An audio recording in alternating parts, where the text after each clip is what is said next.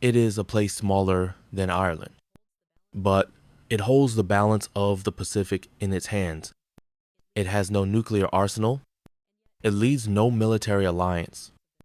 And yet, its fate may decide the course of the next global war. Taiwan, known to some as the Republic of China, to others as a renegade province, and to the rest of the world as a flashpoint from chip manufacturing to superpower confrontation. This island of 23 million has become the center of the 21st century's most dangerous rivalry. But how did a single civil war, fought over the ruins of a dying empire, leave us teetering on the edge of a second Cold War? To understand Taiwan is not just to understand a place. It is to trace the ghost of an unresolved revolution, a revolution that began not with freedom but with betrayal. The Japanese Empire, bloodied and broken by years of war, surrenders in August 1945. For China, this marks both the end of one nightmare and the beginning of another.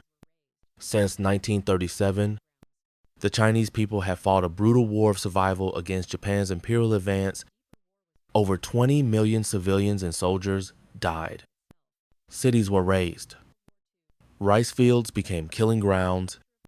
Yet, even amid occupation, famine, and chaos, a deeper war was brewing, not between nations, but within China itself. At the end of World War II, two powers stood poised to claim the future of China: Chiang Kai-shek's Kuomintang KMT and Mao Zedong's Chinese Communist Party CCP. Allies on paper during the war against Japan, their united front had collapsed in all but name by 1941. Mutual suspicion replaced cooperation. And when Japan fell, both sides rushed to fill the power vacuum. It left behind, in Manchuria, formerly the Japanese puppet state of Manchukuo. This race was most urgent. The Soviets, having declared war on Japan late in the conflict, quickly occupied the region. It was a ticking clock. Would they hand it to the Nationalists or the Communists? The Soviet answer was both or neither. While officially recognizing Chiang's government, they quietly allowed the CCP to seize Japanese weapons, tanks, aircraft, artillery, enough to arm a new army, one that could challenge the KMT on open ground. In Washington, this split alarmed policymakers. China was meant to be a cornerstone of post-war U.S. strategy in Asia, a democratic bulwark, but the Civil War threatened to undermine it. President Harry Truman sent General George Marshall to broker peace. What followed were talks in name only.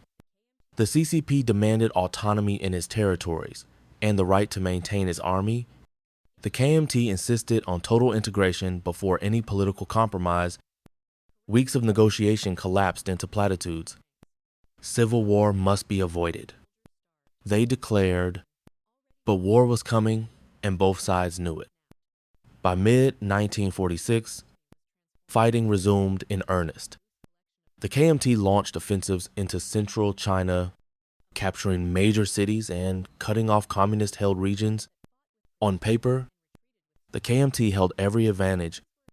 Over 4 million troops. U.S. supplied weaponry, international legitimacy, but the numbers masked the rot within. Corruption had metastasized inside the KMT ranks. Logistics failed, soldiers starved, and discipline, already fraying from years of war against Japan, snapped. Meanwhile, Mao's Red Army was transforming. No longer a loose collection of guerrillas, it became the People's Liberation Army, a mobile, motivated, ideologically hardened force that fought with precision and retreated with strategy.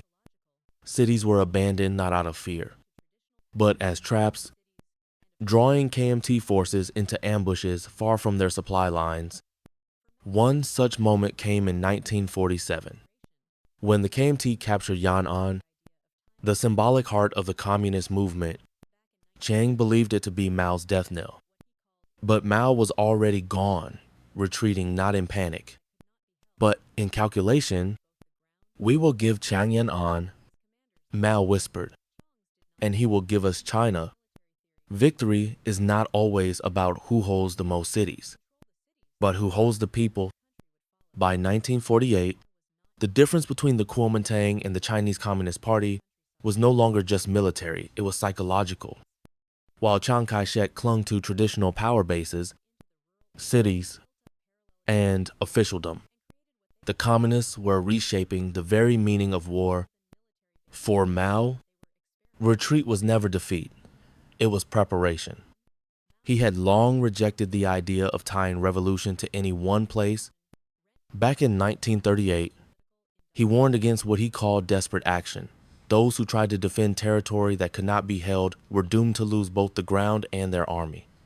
His commanders listened. Chiang's did not. Western military theory saw victory in the capture of population centers. Control the cities, they believed, and the country would follow. But China was not Europe. Most of the population lived in the countryside, far from the rail lines and river ports. The CCP understood this. They dug into the rural earth, built up parallel administrations, and created what they called liberated zones. These were more than military bases. They were experiments, political laboratories. In them, Mao's lieutenants carried out radical reforms, land redistribution, rent control, and intense political indoctrination. Poor peasants suddenly owned the land they once rented. Village elders were now subordinate to party cadres. Even if they did not embrace communism, the people in these zones owed the CCP something tangible: land and revenge. In contrast, KMT-held areas spiraled into dysfunction. Hyperinflation reached surreal levels. By 1948, prices rose as much as 30% per month. Soldiers weren't paid. Civilians lost their life savings overnight. Corruption seeped into every level of the bureaucracy. Relief supplies from the United States food, medicine, fuel vanished into black markets, or were seized by local warlords turned administrators. The army was no better. Discipline broke down. In some units, officers tied conscripts together with rope to prevent desertion. Some nationalist commanders were so desperate they used American-issued sheepskin gloves as food, boiling them down for calories. Defections became a flood, and Mao seized the moment. His armies were now millions strong, bolstered not only by peasants, but by former KMT soldiers. Don't shoot. Communist leaflets read, "Your brother is on the other side." When a unit defected, it was absorbed, retrained, and rearmed, often with American weapons captured from retreating nationalists. The turning point came in Manchuria, where Chiang had concentrated some of his best forces, over 500,000 men. In late 1948, the CCP launched the Liaoshen campaign, a devastating assault on KMT-held cities like Jinzhou, Changchun, and Shenyang. In Changchun, a brutal siege unfolded. Over 150,000 civilians died from starvation. Some reports even citing cannibalism. Eventually, the entire KMT garrison defected. By the end of the campaign, Chiang had lost over 400,000 of his best troops, and with them, any realistic hope of reclaiming the North. By January 1949, the communists entered Beijing, not with resistance, but with a parade. Trucks rolled through the streets, packed with artillery, armored cars, and legions of soldiers. Ironically, much of their equipment was stamped with American logos, a reminder of how far U.S. support for the KMT had fallen. Days later, Chiang resigned the presidency symbolically at first, but the tide was irreversible. His armies melted in the south. His capital, Nanjing, fell with barely a shot. So too did Shanghai. The nationalist leadership, exhausted, disillusioned, and despised, prepared to flee. And so it was that in December 1949, a sick and weary Chiang Kai-shek boarded a ship flanked by his loyalists and 2 million followers and sailed to the island of Taiwan. When Chiang Kai-shek landed on Taiwan in late 1949, he was not arriving in a sanctuary. He was arriving in a colony, Taiwan, or Formosa, as it had been known in the West, had been under Japanese rule since 1895, a legacy of the First Sino-Japanese War. For 50 years, its people had lived under a foreign system, roads, railways, schools, even legal codes bore Tokyo's imprint, but they were not citizens. They were subjects. And after Japan's defeat in 1945, the island was handed back to the Republic of China. To many Taiwanese, this was a homecoming, at least in theory. In reality, the return of Chinese rule was a second colonization. The Kuomintang administration treated the local population with suspicion, viewing them as potential collaborators. Economic mismanagement, political repression, and administrative arrogance created a tinderbox. That tinderbox ignited in February 1947 when government agents beat a local woman selling untaxed cigarettes. Protests followed. Riots spread. The KMT responded with brutality. Over 10,000 civilians were killed in what is now remembered as the 28th of February incident. So when Chiang's regime arrived 2 years later, shattered, beaten, and desperate, Taiwan was not ready to welcome them. And yet, despite the initial chaos, something extraordinary happened.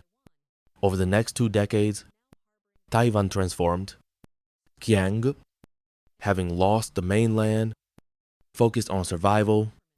His hope was not just to defend Taiwan, but to one day retake China. He and his loyalists poured everything into making Taiwan a fortress militarily. Politically and economically, they declared martial law, banned opposition parties, and suppressed dissent. Yet at the same time, they built roads, dams, schools, and universities. With American backing, Taiwan underwent land reform, breaking up large estates and redistributing farmland, ironically echoing the very reforms that had helped the CCP win the mainland. By the 1960s, Taiwan was being hailed as an Asian tiger, a fast-growing, industrializing society that stood in stark contrast to the political chaos of Maoist China, but it was a prosperity shadowed by fear. The White Terror, as it became known, saw tens of thousands imprisoned, tortured, or executed for alleged disloyalty to the regime. Taiwan was a land of booming factories and whispering prisons. Through it all, Chiang clung to the hope of return. Maps in schoolrooms still showed one China, with the mainland painted as rightfully belonging to the Republic of China. Elections were held, but only for local offices. The national government remained under emergency rule, claiming to represent all of China, even as its soldiers watched the coast for ships that never came. On the mainland, Mao declared the People's Republic of China on the 1st of October, 1949. For the communists, this was the completion of revolution. But in their view, it remained incomplete. Taiwan, a tiny island, now harboring the counter-revolution, still existed, and so began a new standoff, not just between two governments, but between two visions of China. The Cold War hardened this divide. The United States, initially hesitant, moved to protect Taiwan following the outbreak of the Korean War in 1950. The 7th Fleet patrolled the Taiwan Strait, American aid poured in, and Taiwan, while not diplomatically recognized as China by most of the world after 1971, remained strategically essential, yet beneath the geopolitics lay a simple, human truth. The Chinese Civil War had never ended. No treaty was signed, no reconciliation made, and both Beijing and Taipei continued to claim to be the sole legitimate government of China. That unresolved conflict is the root of modern tension. Today, Taiwan is a democracy, a global leader in semiconductor manufacturing, a vibrant society with free speech, elections, and a distinct identity, but to Beijing, it remains a breakaway province, one that must eventually be brought back. As the world sped into the nuclear age and Cold War battle lines hardened from Berlin to the Korean Peninsula, Taiwan became more than just a refuge for Chiang Kai-shek's battered forces. It became a paradox, a non-nation with a standing army, a democracy born from dictatorship, a beacon of technology, but one rooted in trauma. And for the People's Republic of China, Taiwan remained an unfinished sentence, a footnote that refused to disappear. Even after the mainland endured the Great Leap Forward, Cultural Revolution, and a series of devastating famines and purges, the official position from Beijing never wavered. Taiwan is part of China. Yet, for the generations born on the island, those who never fled with the Kuomintang, those who never knew the war, Taiwan was no longer an extension of the mainland. It became its own story, a place where identity slowly split away from the narratives of the past. This divergence widened in the 1980s and 1990s. As Taiwan underwent political liberalization, martial law was lifted in 1987. The first direct presidential election was held in 1996. History textbooks changed. The memory of the 28th of February massacre was no longer censored. Former dissidents became lawmakers. Chiang's authoritarian shadow slowly lifted, though not without scars. But the past still loomed. Across the strait, China was rising. Its economy boomed. Its navy expanded, and its leaders made it clear reunification was not optional. In the 21st century, Taiwan has found itself increasingly caught in the gears of great power rivalry. Its position in the global semiconductor industry, especially with firms like TSMC, has turned it into a critical node in the world's digital infrastructure. In effect, the fate of modern technology flows through factories built on the soil of a civil war. Military exercises now occur just miles off its coast. Warplanes cross into its air defense zones weekly. The rhetoric is sharper, the weapons deadlier, and the risk higher. And yet, the question remains, what is Taiwan? To some, it is the last remnant of the Republic of China, a frozen relic of a lost war. To others, it is a sovereign nation, democratic and distinct, forged in hardship and perseverance. To Beijing, it is unfinished business. To Washington, it is a red line, perhaps the most dangerous in the world. And to the people of Taiwan, it is home, not a symbol, not a buffer, not a proxy, a home fragile, proud, and suspended between memory and destiny. More than 70 years after Chiang Kai-shek fled across the strait, the war he lost is still shaping the future. The weapons are different now. The alliances more complex, but the powder keg remains. History doesn't always end with a treaty. Sometimes it lingers unburied.